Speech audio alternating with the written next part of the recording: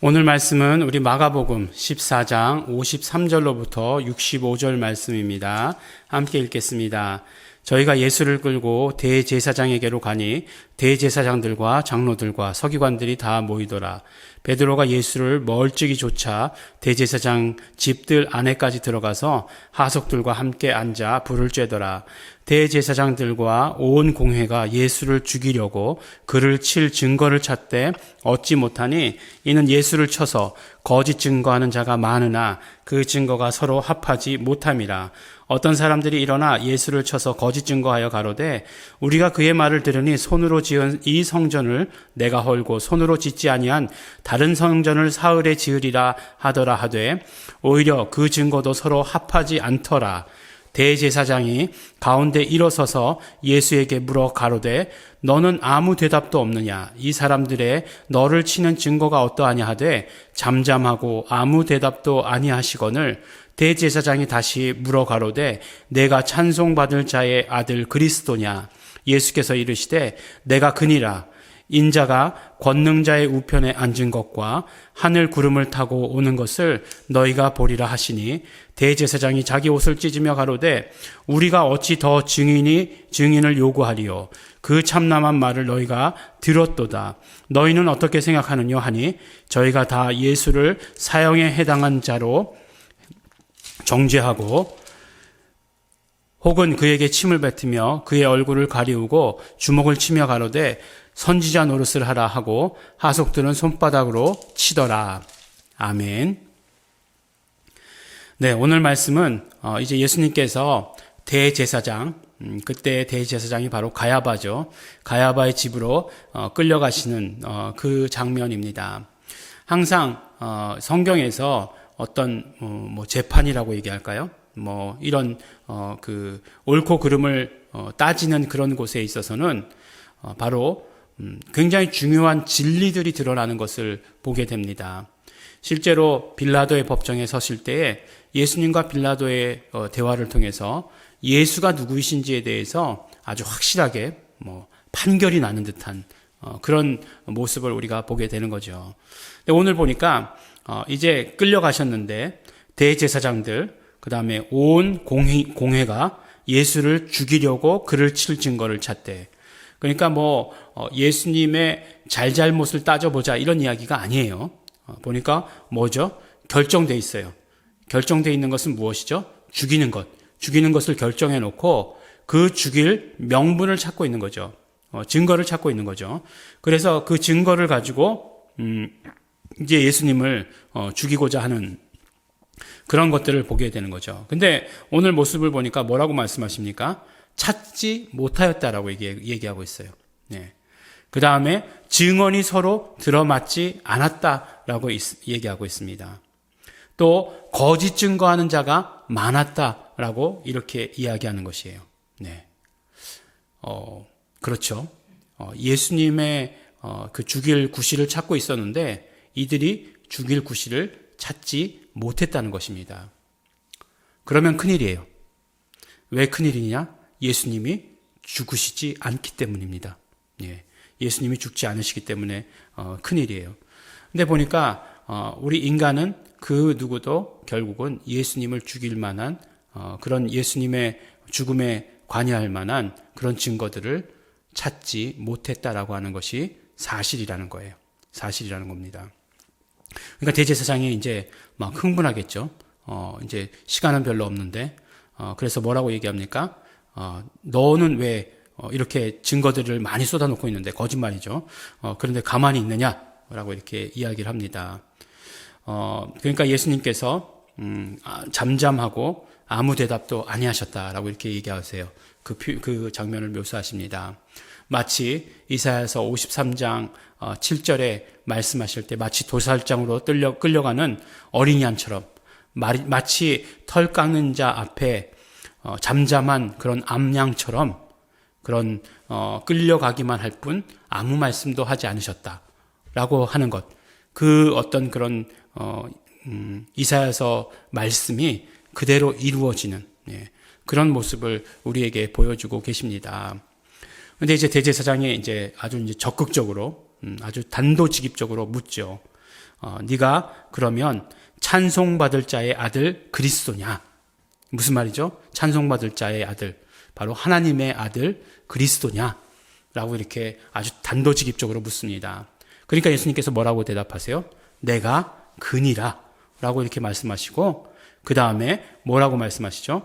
인자가 권능자의 우편을 앉는 것과 하늘 구름을 타고 오는 것을 너희가 보리라 라고 이렇게 말씀을 하십니다. 그런데요, 사실 오늘 말씀을 보면서 이 말씀이 가장 크게 와닿았습니다. 우리가 그리스도라고 생각하면, 메시아다라고 생각하면 어떤 생각을 가지고 계십니까? 우리를 구원하러 오시니 라고 이렇게 생각하게 되죠. 그래서 그 구원이라고 하는 것이 무엇이에요? 십자가의 죽음, 부활, 승천까지 생각하지 않습니까? 그런데 예수님께서는 당신 스스로 하나님의 아들 그리스도라고 말씀하시면서 십자가와 부활에 대해 말씀하신 것이 아니라 바로 하늘 우편에 앉게 되시는 것과 다시 오시는 것에 대해서 말씀하고 있다는 사실이에요. 내가 그리스도다 라고 말씀하시면서 뭐라고 말씀하시냐면 하늘 우편에 앉을 것이다, 그리고 다시 올 것이다 라고 말씀하시는다는 거예요. 거기서 우리가 무언가 우리가 생각하고 있는 그리스도, 유대인들이 생각했던 그리스도와 뭔가 다른 그리스도의 사명, 그리스도로서의 하시는 일이 있는 것이 아닌가라고 하는 것을 우리 발견하고 깨달을 수 있게 된다는 거죠. 어떤 면으로 보면 우리가 그리스도, 메시아를 기다리는 것은 유대인들과 비슷하다는 생각이 들어요. 날 구원하러 오시니. 내가 구원받았어. 그러니까 끝이야. 예수님 그리스도이십니다 라고 이렇게 고백하면서 예수님 그리스도이십니다 라고 하는 그 고백이 어떤 의미를 갖냐면 내가 구원받았어요. 네. 라고 하는 그냥 의미. 됐어요? 그러면. 예. 마치 그렇진 않겠지만 많은 사람들이 그렇게 생각할 수도 있다는 거예요. 그런데 예수님께서 당신이 그리스도시다, 당신이 하나님의 아들이시다라고 말씀하시면서 당신이 그리스도로서 하나님의 아들로서 받은 사명은 무엇이냐? 하늘 우편에 가시는 것과 더불어서 다시 오신다라고 하시는 것을 우리에게 말씀해 주시는 것입니다. 누가 알아들었겠습니까? 아무도 못 알아들었을 것이에요. 아무도 못 알아들었겠지만 이들이 어쨌든지 간에 내가 그니라, 내가 하나님의 아들이다 라고 이야기하니까 이것은 참남죄다 라고 이렇게 얘기해가지고 예수님을 죽일 명분을 찾았다 라고 이렇게 얘기한 거죠. 사실 예수님이 안 돌아가실 뻔했어요. 이 사람들에게만 맡겨두면. 그죠? 죽일 증거를 찾지 못했으니까.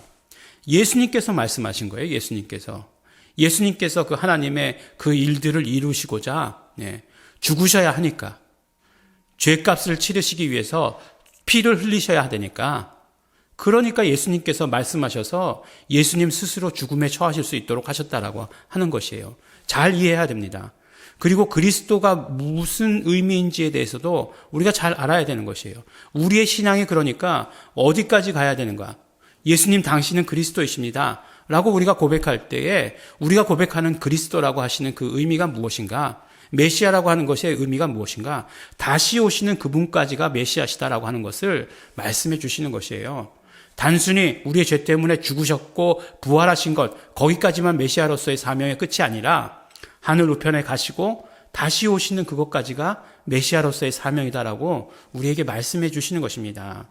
우리가 정말 이 중요한 사실을 깨달아야 돼요. 이 중요한 사실들이 어디에 기록되어 있느냐? 주로 이렇게 재판 가운데, 이렇게 서로 이렇게 변론하는 가운데에 드러나게 된다는 것입니다.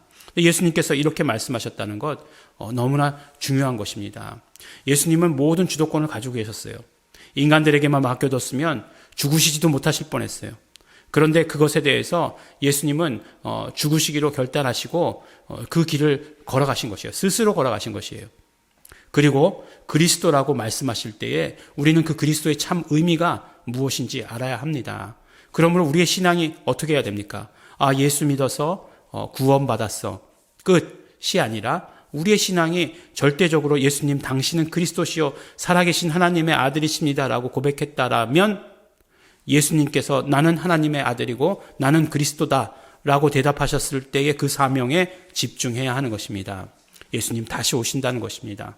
예수님 다시 오실 때에 그 사명에 우리는 집중해야 됩니다. 예수님 다시 오실 때에 징조가 무엇인지, 예수님 다시 오실 때까지 우리가 어떻게 신앙생활 해야 되는 것인지 말씀해 주셨어요. 그러므로 그것에 우리는 집중해서 살아가야 하는 것입니다.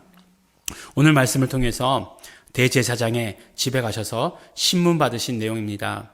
단순히 그냥 그 고난의 절차다, 고난의 과정이다 라고만 생각할 것이 아니라, 그냥 예언의 성취다 라고만 이렇게 생각할 것이 아니라, 그것을 통해서 우리에게 말씀해 주시는 바, 그리스도가 무엇인지, 예수님께서 당신이 그리스도라고 하실 때 그 말씀의 의미가 무엇인지 오늘 받아가지게 되기를 바랍니다.